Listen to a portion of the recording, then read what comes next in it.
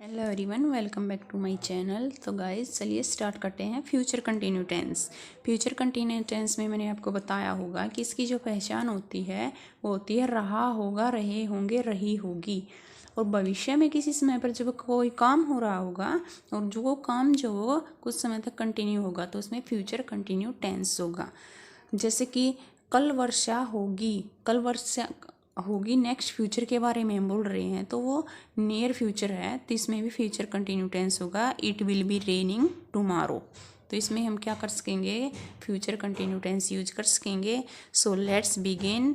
अब ओबियसली मैंने आपको यही बताया है कि रहा होगा, रहे होंगे, रही होगी जो इसकी हिंदी में पहचान होती है, बट जो इसकी डेफिनेशन इन इंग्लिश होती है वो क्या होती है, the future continue tense is a verb tense that indicate that something will occur in the future and continue for an expected length of a time। ये डेफिनेशन है फ्यूचर कंटिन्यू टेंस की। तो चलिए स्टार्ट करते हैं इसके कुछ structure से। इसका पॉजिटिव स्ट्रक्चर है subject plus will plus shall plus be, उस वर्ब की फर्स्ट फॉर्म के साथ आईएनजी और प्लस ऑब्जेक्ट। ये है इसका पॉजिटिव सेंटेंस होते हैं, जो अफर्मेटिव सेंटेंस होते हैं उसका स्ट्रक्चर। अगर हम इस स्ट्रक्चर को भी जान लेते हैं गाइस तो हमें कोई कन्फ्यूज़न नहीं होता सेंटेंस बनाने में। बट जो टेंस की आइडेंटिफिकेशन होती है उसको केवल हम स्ट्रक्चर से नहीं पहचान सकते, उसके लिए हमें इसके कुछ कंसेप्ट होते हैं, कुछ रूल्स होते हैं, उनको रिमाइंड करना होता है। और अब इसके नेगेटिव स्ट्रक्चर को देखते हैं। Subject plus will shall plus not plus be, verb की फर्स्ट फॉर्म के साथ आईएनजी और ऑब्जेक्ट, ये है इसके नेगेटिव सेंटेंस का स्ट्रक्चर। इंटरोगेटिव सेंटेंस है will shall plus subject plus be, verb की फर्स्ट फॉर्म के साथ आईएनजी, ऑब्जेक्ट और क्वेश्चन मार्क।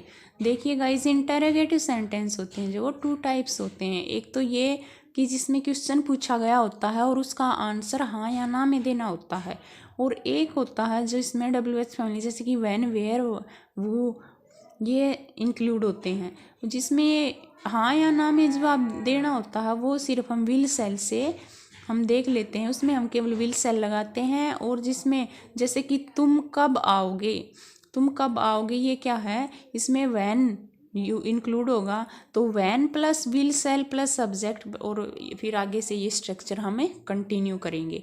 अब है इंटरोगेटिव नेगेटिव। इंटरोगेटिव सेंटेंस भी होना चाहिए और नेगेटिव भी होना चाहिए। तो will shall plus subject plus not be, verb की फर्स्ट फॉर्म के साथ आईएनजी और ऑब्जेक्ट, ये स्ट्रक्चर है इंटरोगेटिव नेगेटिव सेंटेंस का। चलिए कुछ एग्जाम्पल कर लेते हैं। I will be watching movie at 5 PM tomorrow, मैं कल 5 बजे मूवी देखूंगी। तो नेक्स्ट फ्यूचर की बात कर रही है, बट वॉचिंग देखूंगी, इसमें क्या हो गया, फ्यूचर कंटिन्यू टेंस हो गया।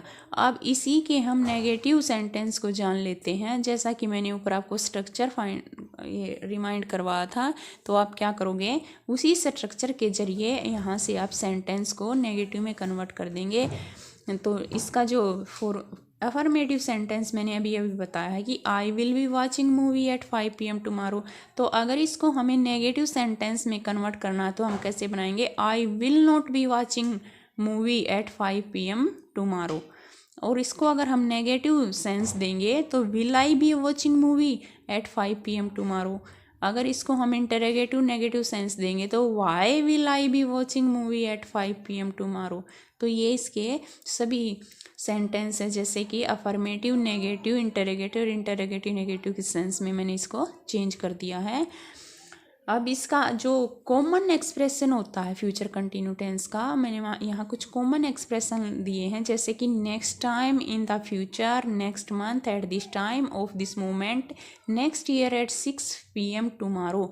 ये जो है कुछ कॉमन एक्सप्रेशन है जो फ्यूचर कंटिन्यू टेंस में यूज किए जाते हैं।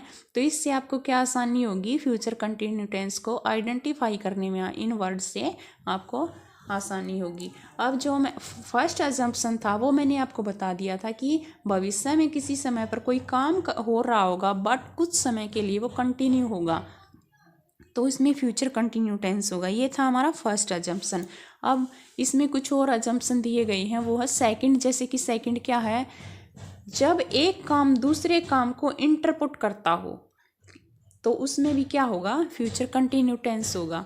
बट देखिए इसमें जैसे कि जब तुम आओगे मैं पढ़ रही होंगी, जैसे कि वो जब आएगा तो वो क्या कर रही होगी, पढ़ रही होगी। टू इसमें क्या हो गए, एक्शन है।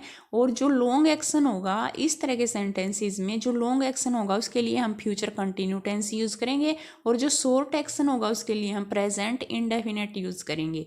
जैसे कि जब तुम आओगे, मैं पढ़ रही होंगी, तो इसमें फ्यूचर कंटिन्यूस का लॉन्ग एक्शन क्या है, पढ़ना। तो आई will be studying when you arrive या व्हेन यू कम।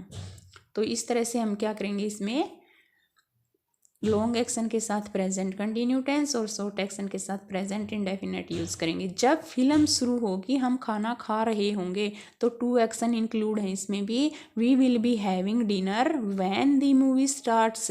तो देखिए लॉन्ग एक्शन के लिए हमने फ्यूचर कंटिन्यू टेंस यूज़ कर दिया और शॉर्ट एक्शन के लिए हमने प्रेजेंट इंडेफिनिट टेंस यूज़ कर दिया।